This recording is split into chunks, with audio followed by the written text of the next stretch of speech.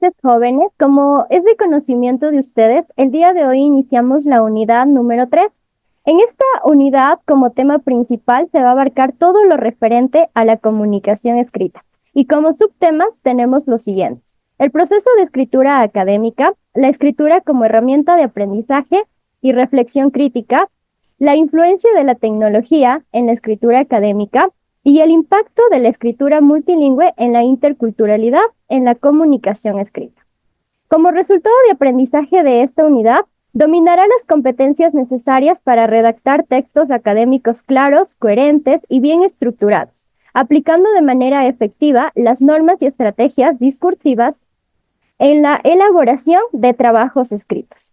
El objetivo de la clase del día de hoy ha sido elaborado a partir de la metodología SMART. Comprender y aplicar los principios fundamentales de la escritura académica en la elaboración de un ensayo de calidad en un plazo de 3 días, demostrando habilidades en la estructuración de ideas, uso adecuado de citas y la argumentación lógica. Pero antes de iniciar con la explicación de esta temática, me gustaría, por favor, que nos despertemos un poquito. Vamos nosotros a pensar en una sola palabra que pueda definir comunicación escrita, pero solamente una palabra. Por ejemplo, puede ser para mí la comunicación escrita, pensamientos. ¿Qué es para ustedes la comunicación escrita? Con una sola palabra, por favor. Ok, perfecto. Entonces comienzo ya a observar sus aportes por aquí.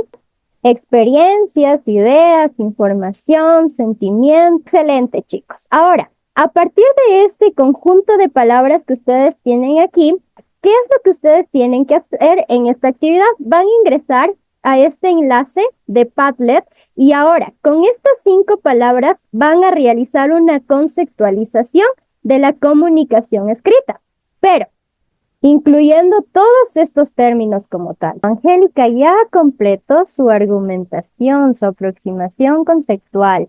Y nos dice, la comunicación oral y escrita son importantes para compartir información, socializar y establecer relaciones, ayuda a comprender el mundo y resolver problemas. Permite expresar ideas, sentimientos y llegar a acuerdos. A ver, Fabricio, ¿y su aporte? Profe, mi aporte es el que está el segundo que leyó. La Ah, ya. comunicación escrita sirve para transmitir información, pensamientos, ideas y emociones con precisión, objetividad y claridad. Yo le puse de que esa es una forma de expresión en la que el emisor utiliza el lenguaje escrito para interactuar con el receptor. Ya, perfecto, listo. Edgar, ¿cómo vamos con la actividad? Profesora, ya envié la información. A ver, por favor, ¿me puedes socializar? Sí, la comunicación escrita es la transformación de ideas, mensajes, pensamientos, con información a través de las palabras escritas.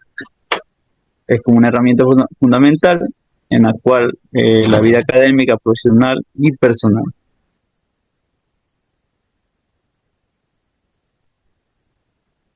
Excelentes sus aportes, jóvenes. Herrera Recrespo, Juvenal, en el año 2015, nos da a conocer de que la comunicación escrita, más allá de ser un acto imprevisto, simplemente de comunicación que surge de esa etopeya del ser humano, es decir, de ese conjunto de ideas, pensamientos, conocimientos subjetivos, es un proceso que requiere de planificación, que requiere de procesos textuales como la coherencia, la cohesión, la adecuación, que durante esta clase pues los vamos a ir analizando poco a poco. Cruz, en el año 2021, observa que la comunicación escrita es un acto de conciencia, de reflexión y precisión, en el que cada palabra, cada término que nosotros obviamente plasmamos dentro de un escrito tiene una intención y sobre todo se basa en lo que es la objetividad. Muchas de las veces consideramos que la escritura es un acto simplemente espontáneo, pero hablar de escritura es aplicar y activar todos los procesos cognitivos o reflexivos que tiene el ser humano como tal.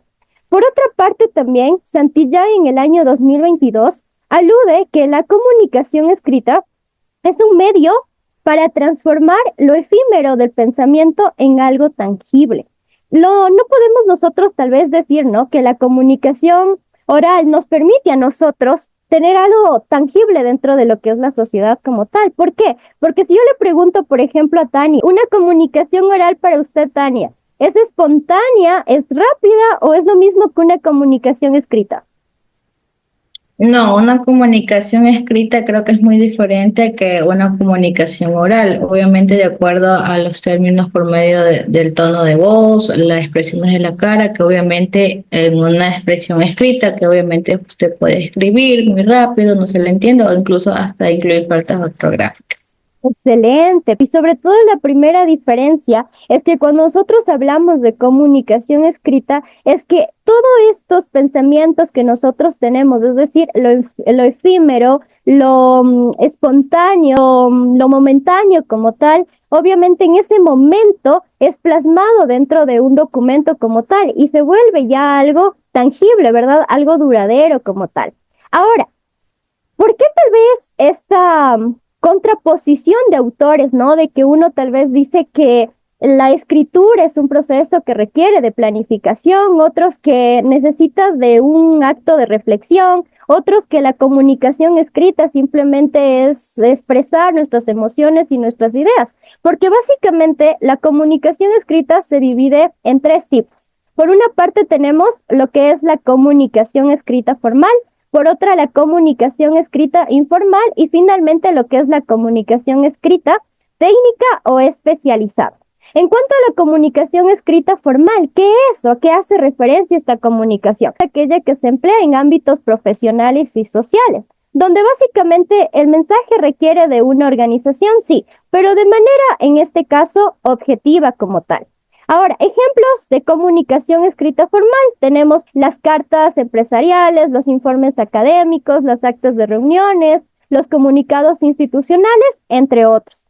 En cambio, la comunicación escrita informal, como su propio nombre lo indica, se fundamenta en ¿qué? En lo que es la subjetividad. Pero es aquella que se utiliza en contextos como que más cercanos, más cotidianos, menos rígidos y sobre todo, pues, este tipo de comunicación suele ser menos estructurada, como lo menciona Salinas en el año 2020. ¿Pero por qué menos estructurada? Porque no va a tener, como decía Juvenal Herrera, ese proceso, ¿no? De planificación, de redacción, de revisión, sino que surge espontáneamente y de forma informal. Entre algunos ejemplos tenemos los correos electrónicos, los mensajes de texto, las publicaciones en redes sociales o los comentarios que muchas veces no lo realizamos en alguna publicación, noticia, etcétera. Y finalmente tenemos una de las comunicaciones escritas más importantes, que es la comunicación técnica o especializada. Y dentro de esta comunicación vamos a tener lo que es la escritura académica. ¿Pero por qué la escritura académica? Porque dentro de esta comunicación, valga la redundancia, se va a emplear en todo lo que tiene que ver con el ámbito científico y sobre todo las instituciones eduformativas, ¿no? Como por ejemplo su alma mater, ¿no? La Universidad Estatal de Bolívar. Y tiene como principal objetivo transmitir información especializada, pero de manera clara, es decir, ya más estructurada.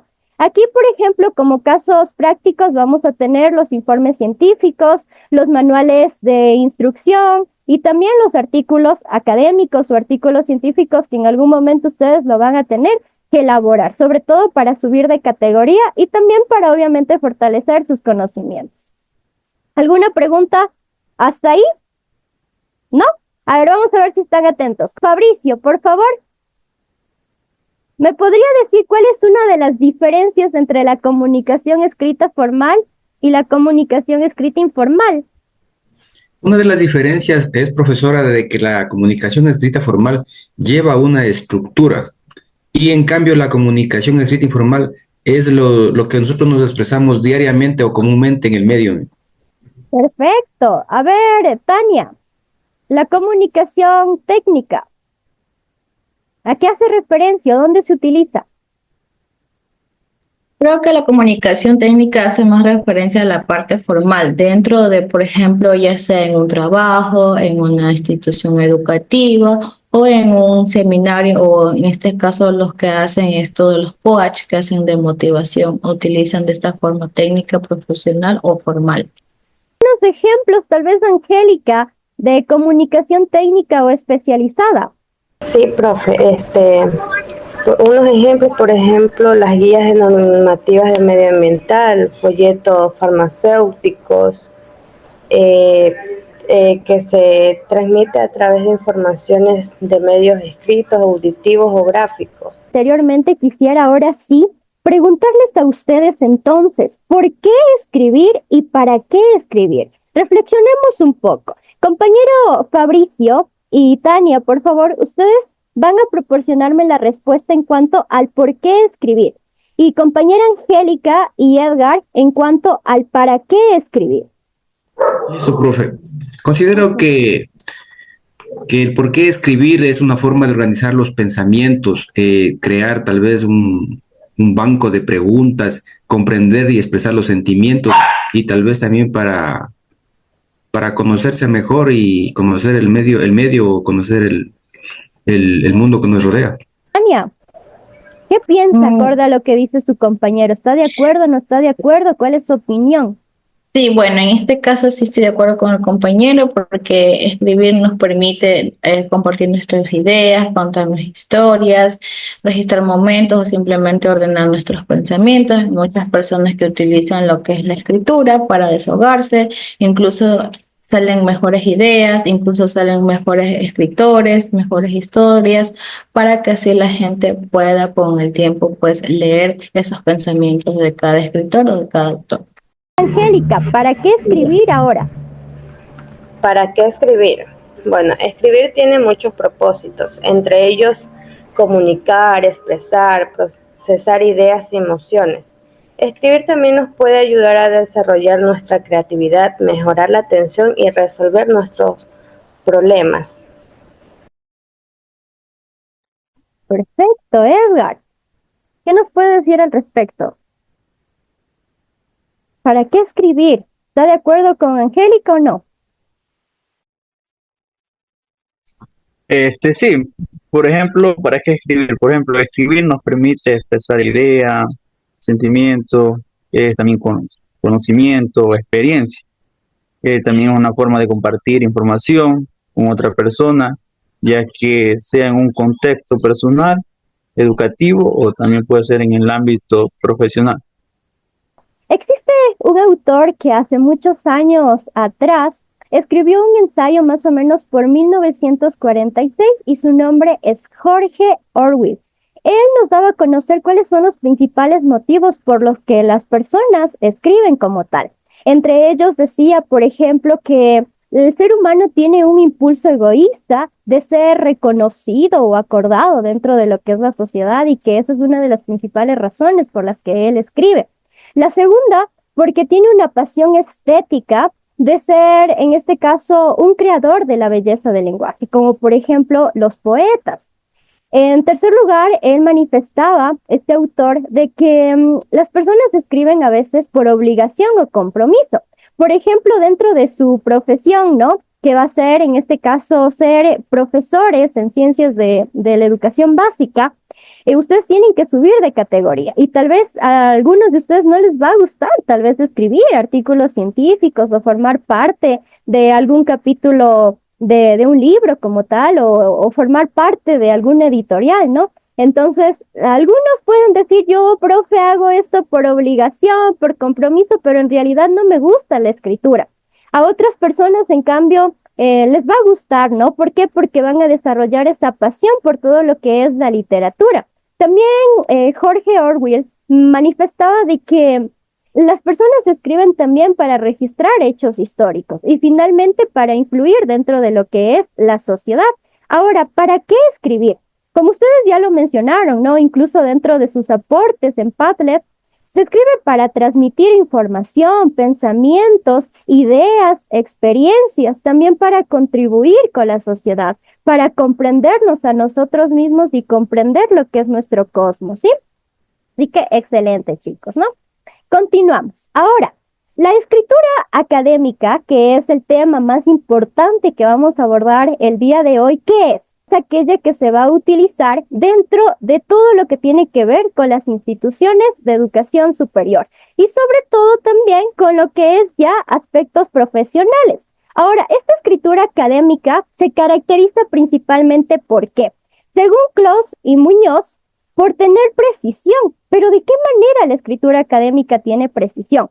Primero, porque va a evitar cualquier tipo de ambigüedad. ¿Pero qué quiere decir ambigüedad? Que, por ejemplo, dentro de esta escritura, lo que se va a evitar es conceptualizar o ubicar una idea, una frase o una oración que pueda tener varios significados, o que pueda esto ser interpretado por el lector tal vez de una manera errónea, de una manera muy subjetiva, o que pueda generar ciertas dudas en él. La segunda, porque dentro de esta escritura se va a evidenciar lo que es teorías, se podría decir, empíricas, y a la vez también va a estar sustentado a partir de ¿qué? De fuentes o citas. La otra característica es que va a evitar todo tipo de interpretación que pueda generar algún tipo de duda o a la vez interpretaciones erróneas. ¿Qué quiere decir esto? Que, por ejemplo, yo dentro de la escritura académica no puedo establecer algo hipotético, algo que no tenga objetividad, ¿no?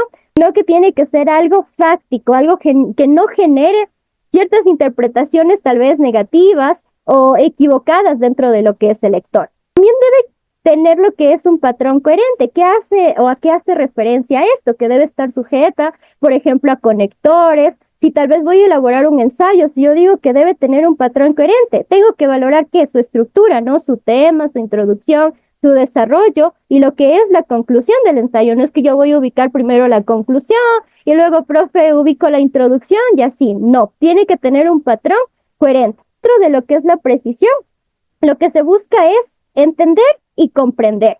¿Qué quiero decir con esto? Que yo como autora de ese texto, de ese escrito, lo que tengo que generar en el lector es que él, más allá de un entendimiento, él sea capaz de codificar y decodificar ese texto, es decir, de comprenderlo al 100%. En cuanto a otra de las características de la escritura académica, tenemos la permanencia. ¿A qué hace referencia esto? A la conservación de ideas. Como les decía hace un momento, no es lo mismo la comunicación oral que la comunicación escrita. La comunicación oral es espontánea, mientras que la comunicación escrita o la escritura académica como tal se fundamenta, ¿por qué? Por la conservación de ideas que van a ir de generación en generación como tal. La otra, por la valoración de conocimientos. Otra de las características también fundamentales de la escritura académica es la formalidad. Obviamente, ¿por qué? Porque va a tener lo que es un lenguaje objetivo, va a tener una estructura fija que se va a cumplir y normas de redacción, como por ejemplo la utilización de citas, de fuentes primarias, de lo que es las propiedades textuales, como la cohesión, la coherencia, la adecuación. Y finalmente, y la más importante, la objetividad. ¿Pero por qué la objetividad? Porque la escritura académica deja de lado o abandona por completo la subjetividad, es decir, todas esas emociones, esos pensamientos, esas ideas que puede tener, en este caso, una persona como tal. Para la escritura académica, esto no es válido. ¿Por qué? Porque nosotros tenemos que tal vez realizar un escrito o fundamentar lo que nosotros tal vez pensamos o nuestros conocimientos ya con autores a partir de lo que es el método científico. Por tanto, aquí se reduce todo lo que tiene que ver con, en este caso, la subjetividad. Igual Flores, en el año 2020, menciona que dentro de la objetividad, lo que tiene que hacer, en este caso, un autor, es expresar la realidad tal cual es. No puedo yo decir, yo pienso, yo siento, yo creo. ¿Por qué? Porque tiene que hablar desde la realidad, desde un punto objetivo como tal. El conocimiento tiene que ser neutral. Debe excluir por completo lo que son opiniones, sesgos y a la vez sentimientos. ¿Cuáles son las fases de la escritura académica que yo debo literalmente seguir para cumplir con todo lo mencionado anteriormente? Primero, dentro de las fases de la escritura académica yo tengo la planificación o preescritura. Ahora, dentro de este punto, de esta fase, lo que se va a hacer es elaborar un esquema o un borrador inicial de lo que es mi texto. Pero, ¿desde dónde parto, profe?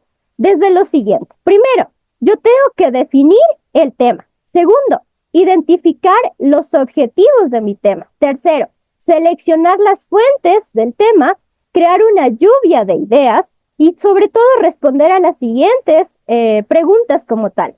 ¿Cuál es el propósito de este trabajo? ¿Quién es el público destinatario? ¿Qué estructura y formato se seguirán?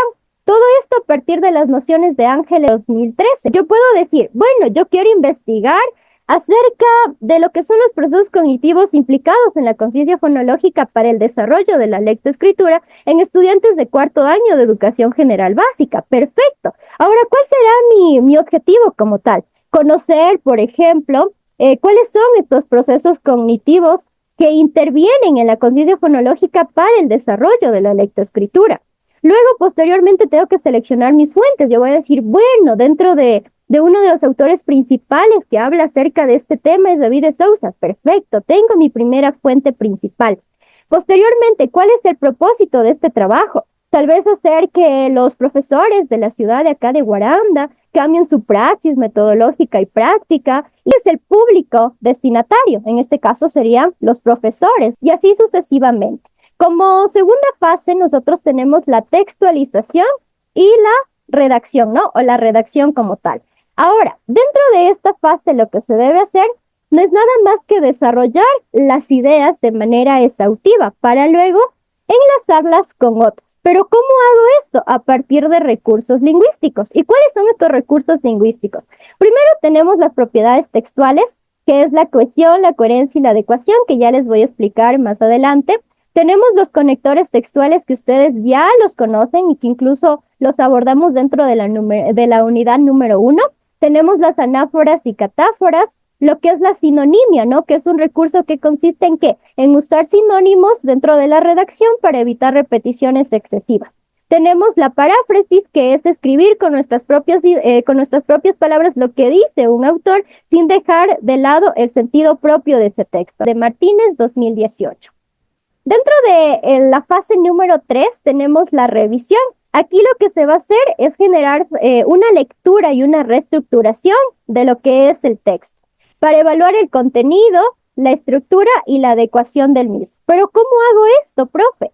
De la siguiente manera. Primero, tengo que evaluar si el texto cumple con el propósito y se ajusta al lector. Acuérdense que en la fase número 1 de planificación que hacíamos, seleccionábamos el grupo focal, ¿verdad? ¿A quién va dirigido? En este caso es escrito. Entonces acá yo tengo que ver si realmente lo que escribí dentro de la textualización o redacción se cumple con este apartado.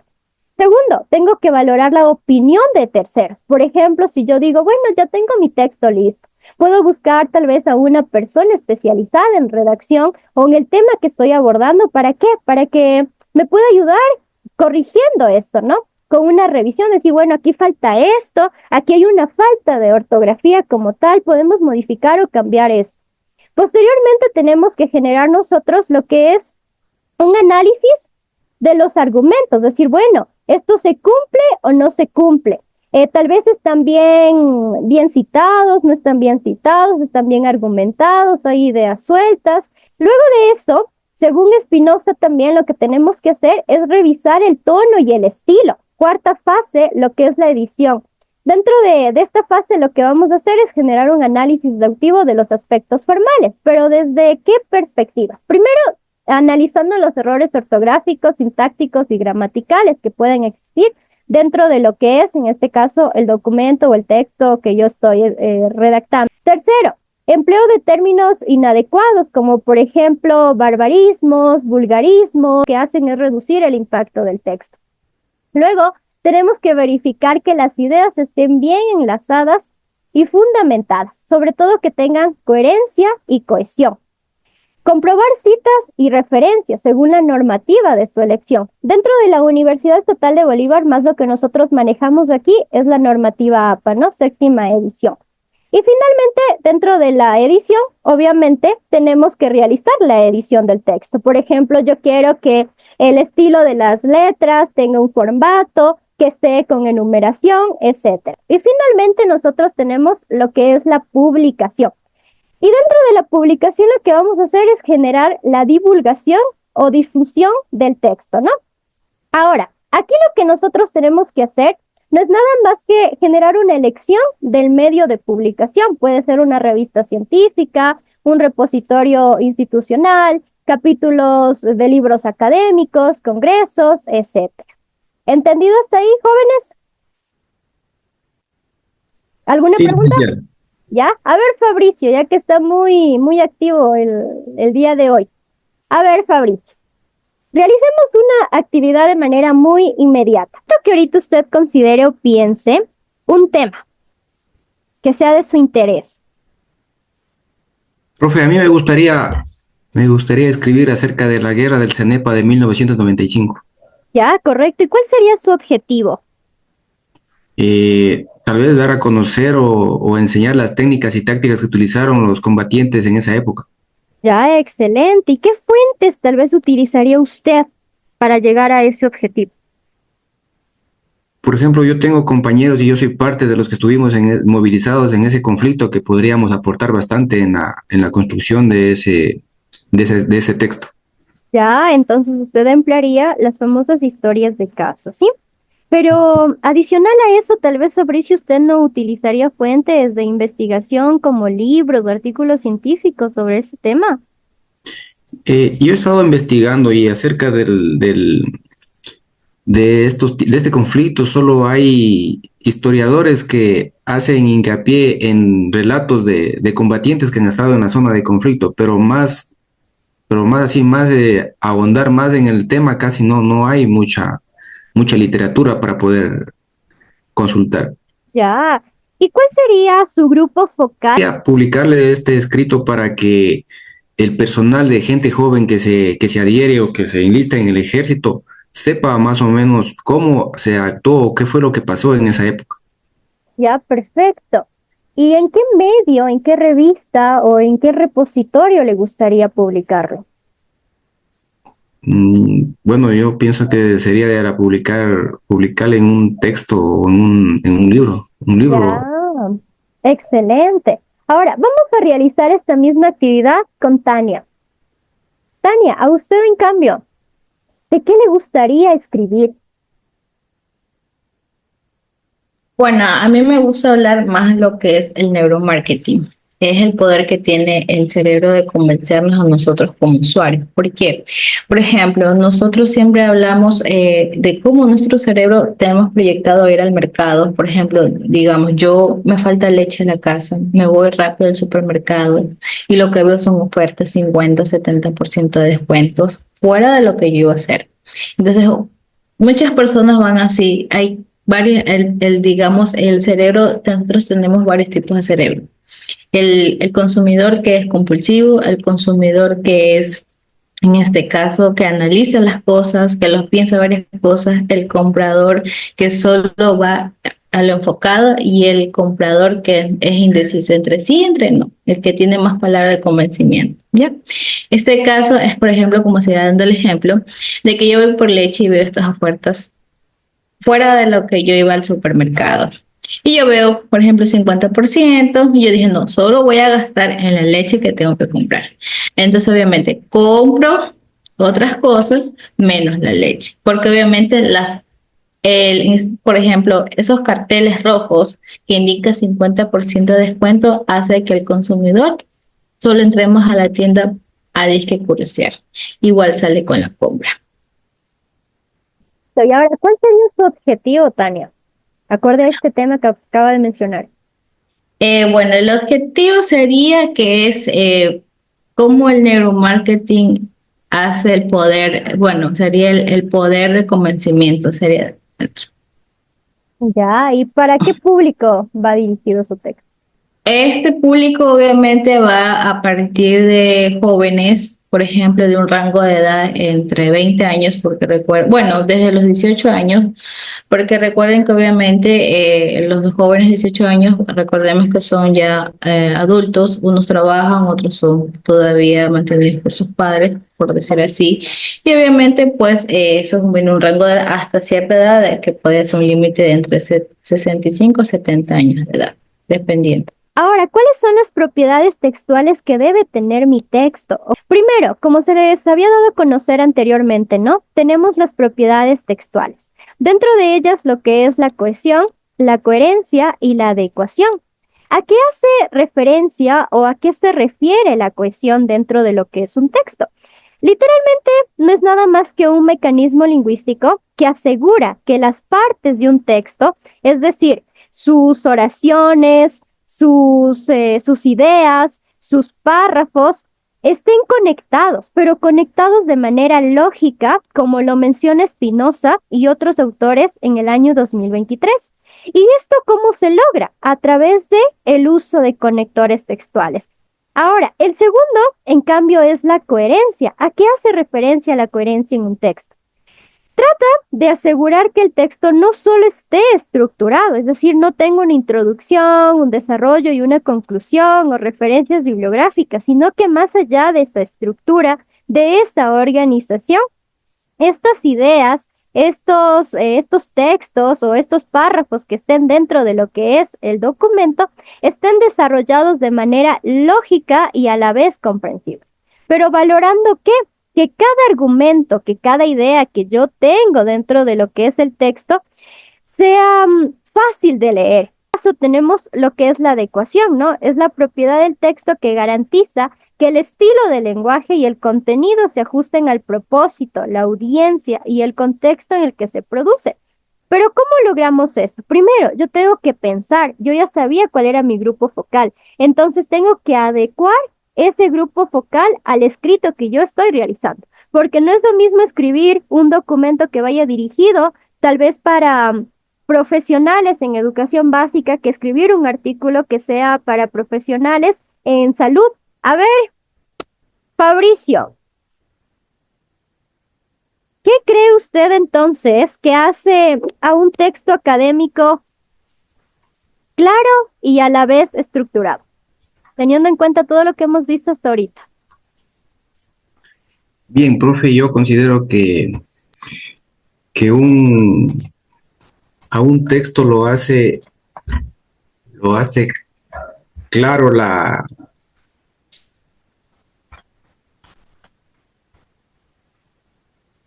a un texto lo hace claro la estructuración, comprender a profundidad a qué se refiere, que las ideas estén concatenadas y que no dé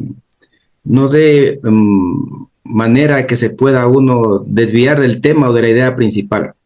Correcto. Tania, Dígame, mis. ¿qué estará haciendo Tania que no está prestando atención? La pregunta es la siguiente. ¿Qué hace que un texto académico sea claro y bien estructurado?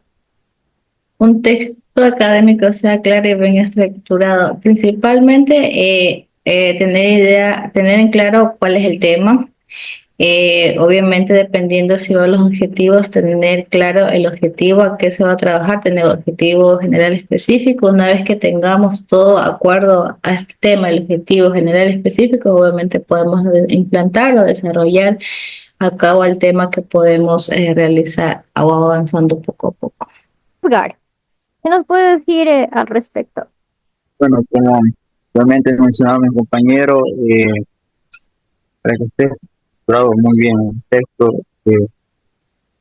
primero lugar la persona que va a escribir el texto es una persona que se va que de él van a florecer, quieren hacerse florecer nuevas ideas, va a comenzar a redactar un texto en el cual puede ser en el caso de los poetas, ellos se inspiran, ¿no? Y en este caso llevan una escritura en la cual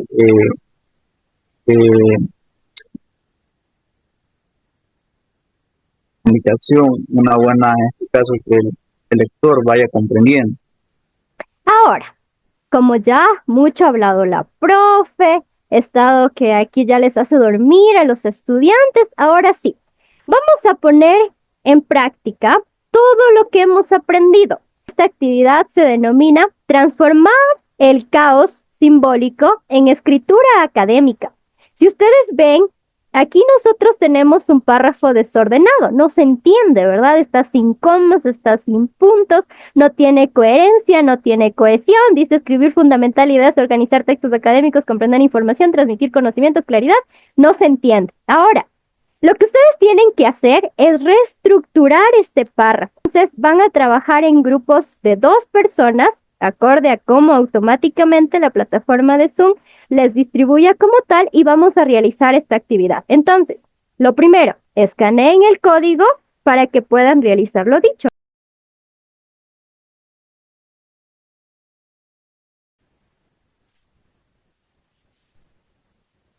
Listo, profe, ahí tengo yo mi párrafo elaborado. Compártanos. Escribir es organizar ideas, textos académicos y comprender la información a transmitir, emitiendo conocimientos con claridad y desarrollando habilidades. Es fundamental porque muchos estudiantes tienen problemas para argumentar y estructurar normas. Los errores más comunes es la mala redacción, la falta de cohesión y textos incomprensibles. Escribir es la estrategia para mejorar y construir mensajes efectivos para aprender la escritura formal. Excelente. ¿Con qué compañero o compañera trabajó usted? Con la compañera Angélica Lor. A ver, para esta actividad vamos a evaluar un poquito todo lo que hemos aprendido el día de hoy. Prestar atención. Comenzamos con Fabricio, por favor. Listo.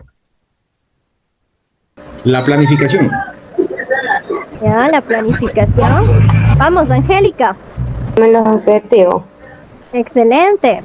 Vamos, Edgar. Los conectores de adición. Excelente. Vamos, Tania. Ok.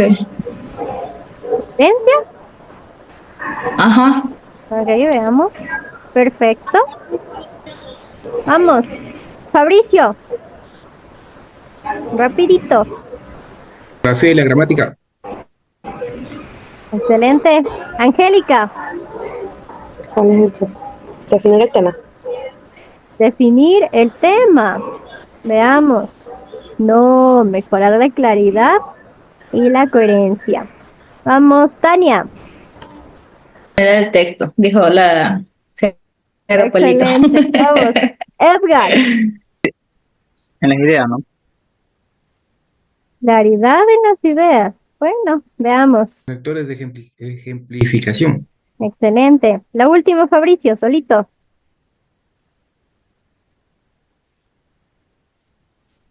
Plasmar ideas en el papel. Excelente, perfecto, chicos. Para ya culminar lo que es la clase del día de hoy, les voy a explicar cuál es la tareita que ustedes tienen que realizar.